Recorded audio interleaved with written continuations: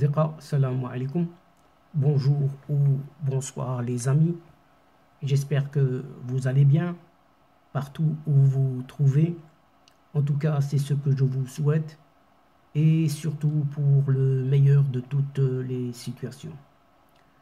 Bienvenue sur votre chaîne Bled Magharibia qui attend comme toujours vos encouragements en la partageant auprès de vos connaissances et surtout en vous y abonnant le plus nombreux possible pour y être informé et recevoir les dernières nouvelles et ce en toute primeur.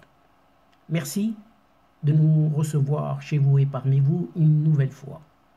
Cette 224e vidéo vient vers vous pour vous proposer tout simplement ce qui fait débat habituel, c'est-à-dire ce qui fait discussion entre nous à chacune de nos entrevues.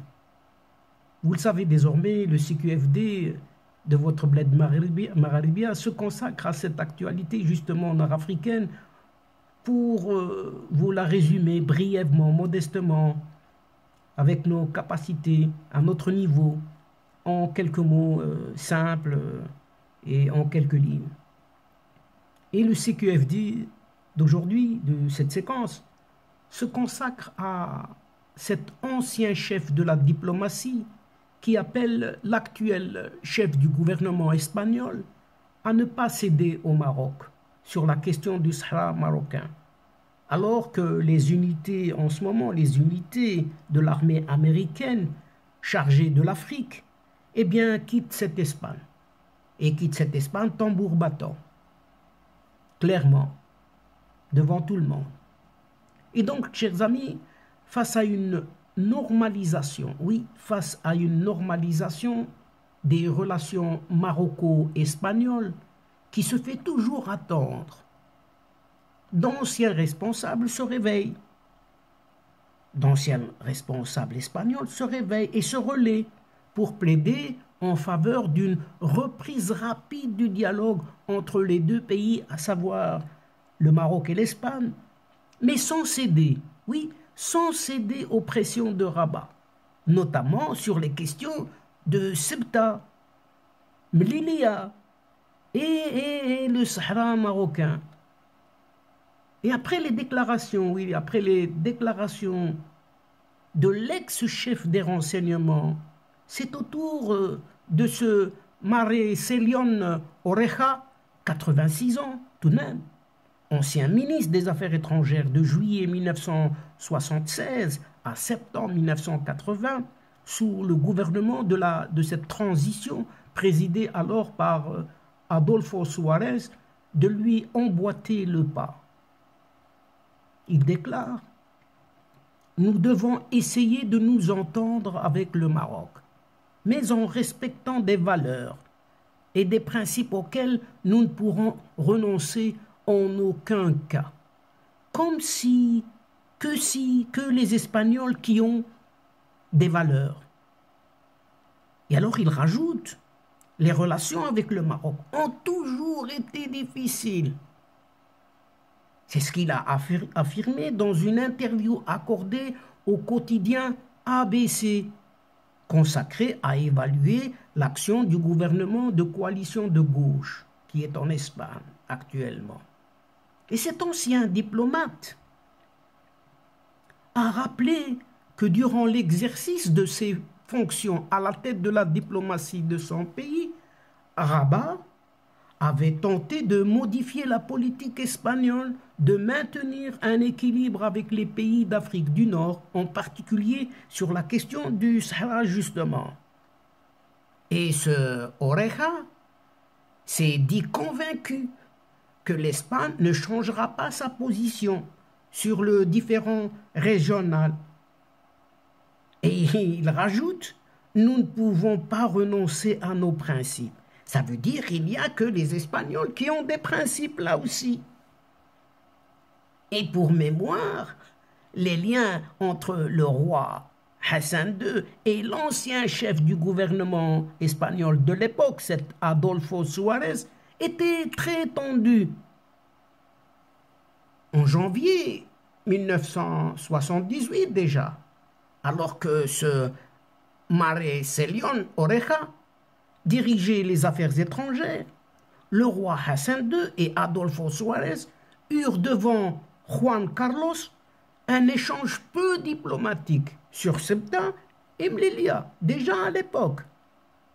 Si le premier avait menacé d'attaquer les deux villes, donc s'agissant de Hassan II, pour les reprendre, eh bien le deuxième, ce Adolfo Suarez, lui avait opposé l'option de bombarder, pas moins que ça, Rabat et Casablanca. Et comme un pied de nez, 18 mois après cette date, donc après en janvier 1978,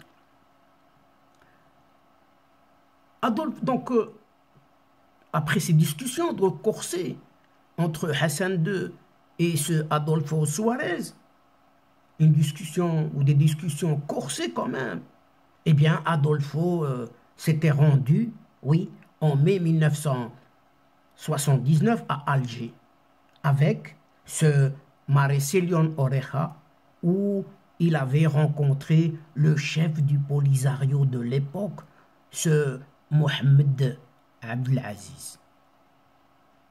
Mais en ces récents moments, c'est-à-dire actuellement, ces derniers jours, et en attendant de s'installer définitivement en Tunisie ou au Maroc, les États-Unis ont transféré des unités entières de leur armée en Espagne, vers l'Italie. C'est le plus important départ depuis l'Espagne décidé par le Pentagone, après celui de 1992. Ça date déjà. Les États-Unis ont accompli le transfert des forces de la réaction rapide du corps des marines pour les missions en Afrique, installées depuis 2013 en Espagne, vers l'Italie, indique le média spécialisé dans les questions militaires Defensa. L'opération s'est terminée avec le déplacement de l'unité aérienne à destination de la base aéronavale de Sigonelia en Sicile, précise la même source. Ce n'est qu'une première étape, oui, une première étape avant de mettre le cap vers la Tunisie ou le Maroc, afin de se rapprocher davantage encore des zones de conflit, notamment en Libye et au Sahel. Et le choix de ces deux pays, à savoir Tunisie ou Maroc, de la région, n'est pas fortuit. En effet, le Maroc et la Tunisie bénéficient du statut d'alliés majeurs des États-Unis, en dehors de l'OTAN, respectivement en 2004 et 2016. Le processus du transfert de ces unités de la base de Morone à Séville vers l'Italie a commencé en novembre dernier déjà, avec le départ pas moins de 800 soldats, oui, plus de 800 soldats des unités de l'armée de terre des États-Unis. Des sources au ministère espagnol de la Défense avaient alors qualifié, dans des déclarations aux médias ibériques, la réduction des forces américaines présentes en Espagne de la plus importante, et ce depuis le départ en 1992, des avions de chasse F-16 de la base de Torrejón, de Ardoz à Madrid. Mais néanmoins, le département de la Défense américain s'est refusé de commenter officiellement tous ces transferts. Mais alors, oui, mais alors le Maroc bénéficiera-t-il vraiment de ces déplacements? Là est la question. Depuis son installation en 2013, à la base de Morone, des effectifs, la réaction rapide du corps des marines pour les missions en Afrique ont augmenté jusqu'à atteindre 2200 marines et 17 avions constatés en novembre dernier ABC, donc ce quotidien de Séville. Et en 2015,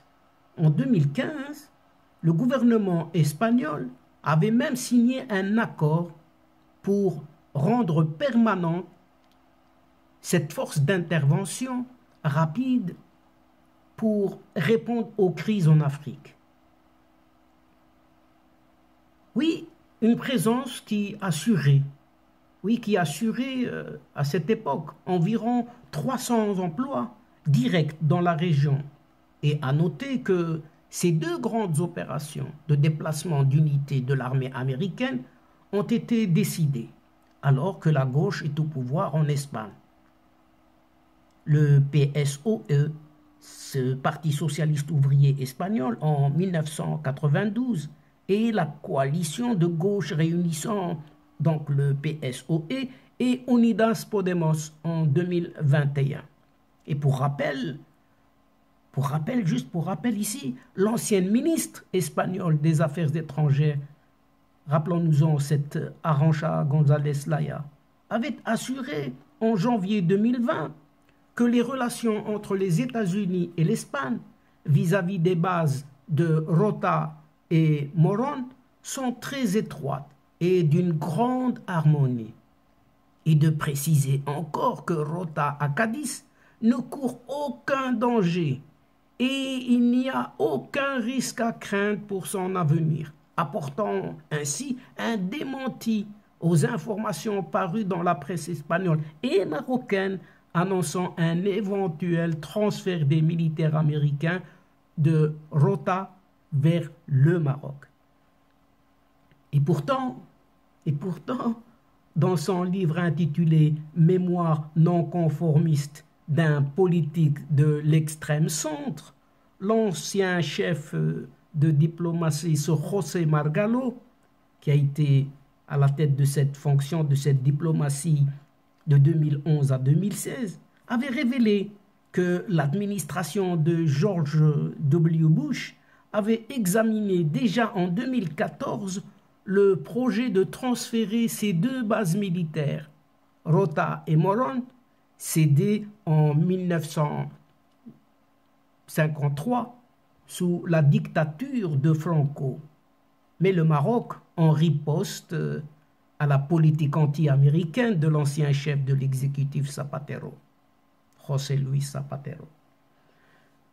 En octobre 2020, le Maroc a conclu un accord de coopération militaire d'une durée de 10 ans avec les États-Unis. Et là, nous verrons la suite qui nous sera réservée plus tard, justement, à ce sujet des transferts de cette armée américaine d'Espagne vers l'Italie ou encore vers la Tunisie ou le Maroc. Et donc, chers amis et chers adeptes de la chaîne, c'est ici que prend fin cette séquence en prenant congé de vous. Mais néanmoins, nous espérons vous retrouver très très bientôt et avec un grand plaisir, comme d'habitude, pour vous relater d'autres sujets, d'autres thèmes concernant cette actualité nord-africaine dans d'autres et prochaines vidéos de votre Ce qui fait débat habituel, c'est-à-dire ce qui fait notre petite discussion à chaque fois. Un tout grand merci pour votre confiance, votre fidélité et votre patience surtout. Surtout pour votre participation, de nous écouter, de nous suivre jusqu'au bout des séquences. Mais néanmoins, ne nous oubliez pas de nous aider mutuellement, d'aider votre chaîne en vous y abonnant le plus nombreux possible, de faire abonner vos connaissances, vos proches, vos alentours, afin d'y être informés tout simplement et rapidement. Mais surtout, n'hésitez vraiment pas à partager au grand maximum autour de vous les séquences vidéo de votre chaîne. Pour ma part, il ne me reste plus qu'à vous dire au revoir les amis. Al-Asdiqa, salamu alaikum wa rahmatullahi wa barakatuh. À la prochaine fois et à bientôt. إلى اللقاء في حصة أخرى إن شاء الله. مع السلامة.